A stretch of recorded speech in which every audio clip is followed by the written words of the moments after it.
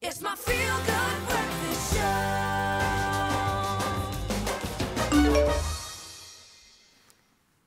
Welcome back. This is your Feel Good Breakfast Show on this Monday morning. Thanks for joining us at the start of a brand new day. Now, since the workplace has opened itself up to more women entering it over the last century, women have been able to become more competitive, all while fostering a sense of sisterhood and equality.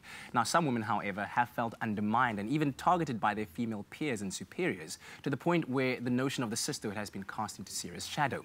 And so today we're asking, do you feel that you have been undermined by other women in the workplace? Do you believe enough is being done to promote sisterhood in your office?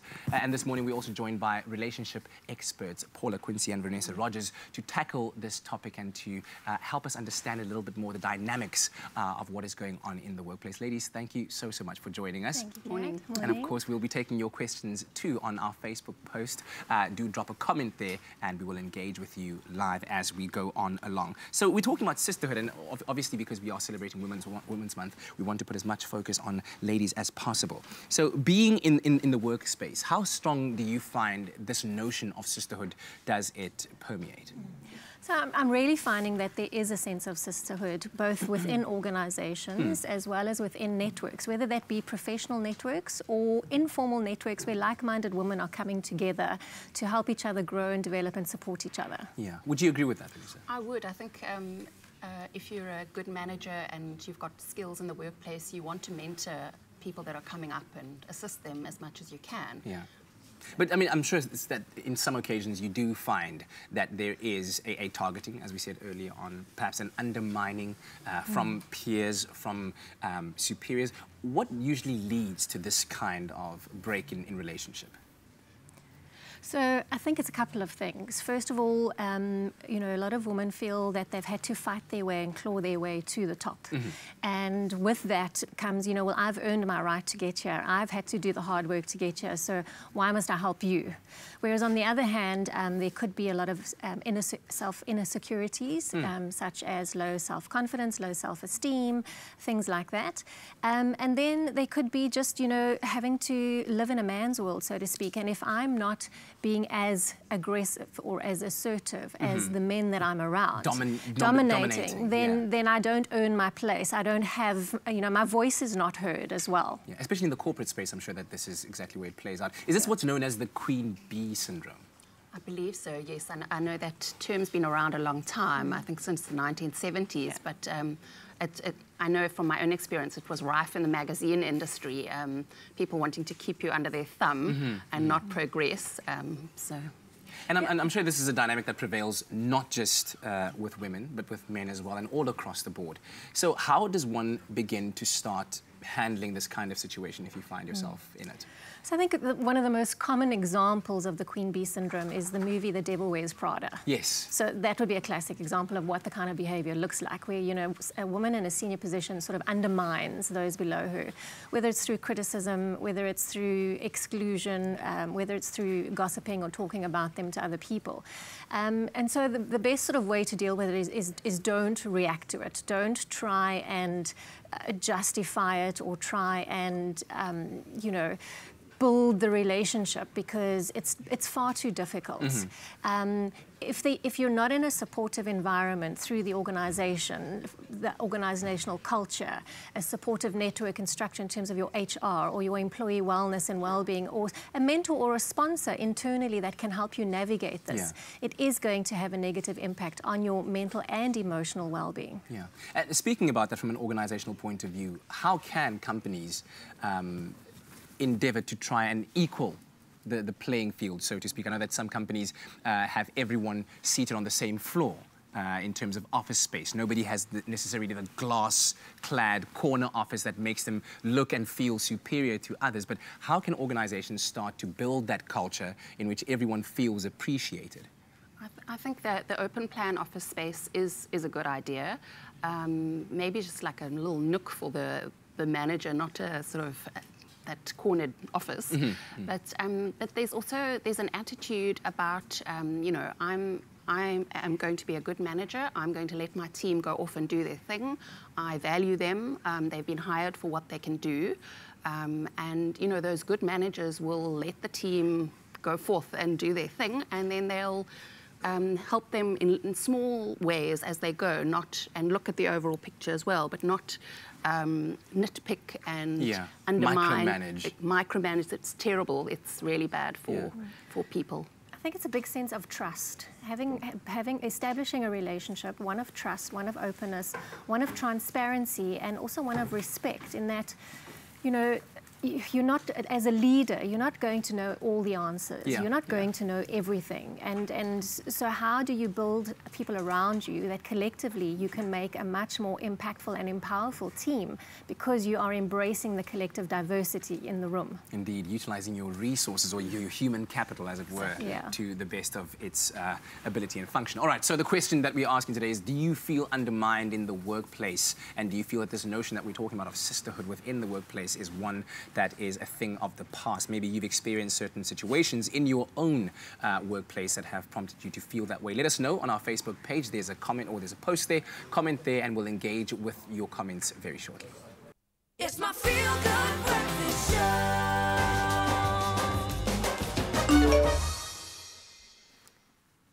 Inspiring stuff on your Monday morning, and we are right back into it, our relationship chat this morning. And today, our relationship experts Paula Quinsee and Vanessa Rogers are here to discuss a very hot topic. We're talking about the prevalence of sisterhood in the workplace, and we'd love to hear from you as well, your questions and your comments. So head on over to our Expresso Morning Show SABC3 Facebook page and drop a comment on that post, and we will be engaging with you. So let's talk, ladies, about your own personal experiences. And let's start off with you first, Paul, about in your working experience, where you've seen the dynamics of this queen bee syndrome that we've been speaking about, or undermining of colleagues coming forth. And what are some of those telltale signs that is perhaps happening right now? Yes, I mean, I experienced something similar many years ago when I was in the corporate world, and I had a female boss. And, you know, it was really just, I hated coming to work, because it was as a personal feeling. As a personal thing. It broke down my confidence to such a degree that I started doubting whether I was actually suited for this role in this environment, you know, and that maybe I should be somewhere else doing something else. So it can have such an effect on your personal self-worth, self-esteem, self-confidence, self-belief. And you know, eventually you get to a point where you don't want to come to work, because it just, you dread Mondays, because it's just, you know, it's like going into a hellhole. Soul destroying. Tell me about your experience, Vanessa. I have two. The one was when I was working in a sort of features writer-editor role, and the senior editor was continually nitpicking and redoing things, and we'd be sitting there at 9 o'clock on a Friday night, and we'd be on doing this layout again, and you kind of going, we've been hired for our skills, and yet you know, she's undermined us the whole day, and now we're sitting here, we're missing family events, and you know, it really breaks you down. And it's amazing how something like that, seemingly insignificant, let's say to your superior, because you're chasing a deadline and it's all about, you know, making it, it filters down to so many parts of your personal life. But let's talk about the breakdown in the team dynamics that can then occur as a result of that. Look, it can definitely affect not just team dynamics, but the organization as a whole. The success of the organization. Exactly. It can affect the bottom line of an organization, because when you have employees that are disengaged, they are basically going in and doing the bare minimum. They're in survival mode. As opposed to teams that are thriving and being creative and innovative and, you know, critical thinking and problem solving, because they're engaged and because it's a positive environment that is uplifting and motivating and inspiring. And so from a team point of view, it can affect team dynamics, where you can have what is called little cliques, where you feel excluded or like the outsider. You don't, you know, simple little things like you don't get invited to have, you know, go for a cup of coffee or social drinks after work, or you don't participate or engage from a team meeting perspective. You just rather keep quiet because your ideas are shut down, or you just feel so belittled. And it kind of makes you think about that saying that a team is only as strong as its weakest link. So if some of those links don't even exist because people feel excluded, then the team isn't even a team to begin with. Correct. Vanessa, if you would maybe to talk about, let's talk about the opposite side. When things are done well and there is a resounding culture of sisterhood in the organization, what that could look like. Well, I think I've had some amazing bosses over the years. I can mention Kate Wilson. She's at Taste magazine now. She was at Women's Health. Everyone was thriving, doing their thing, and I mean, some of us were contractors, but you know, we wanted to come to work. We were enjoying the work. Another great magazine boss is GQ editor Yati Kumalo. You're having fun, and you've got your skills. You're confident in them. Your boss gives you constructive criticism, so you can just get that 10% better, but otherwise you're just really enjoying life. Yeah, yeah. And it really puts a smile on your face to have to come to an office meeting or whatever it may be every single time that you do so. Now listen, we'd like to hear from you. We'd actually love to hear from you. So head on over to our Expresso Morning Show SABC3 Facebook page and let us know your thoughts on this topic. Perhaps you've experienced something on the positive end of this topic or the negative end of this topic. Equally, we'd love to hear from you. We're going to take a quick break and we'll be right back on your Feel Good Breakfast Show. It's my Feel Good Breakfast Show.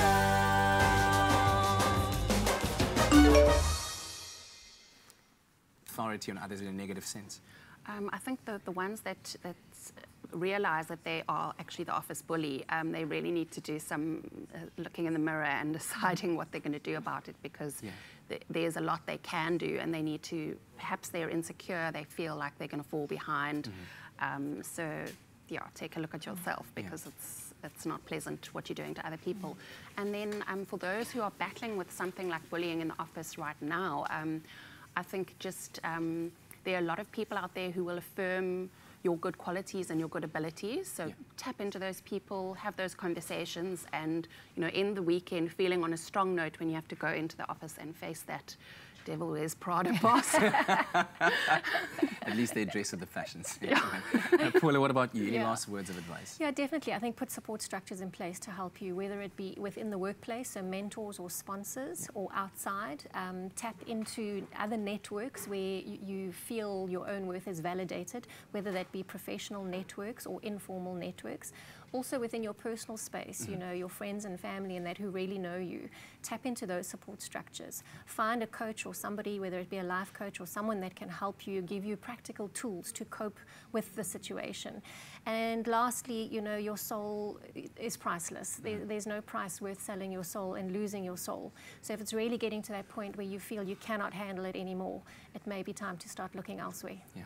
Paula, Vanessa, thank you very much for joining us on this Monday morning, and happy Women's Month. Thank you. Thank you. And thank you also for engaging with us on our social media regarding this topic. We hope that it was helpful. And do share some of your stories as well. You never know, there could be somebody reading through the comments box there and who might find a story that might inspire them, especially at the start of a brand new week.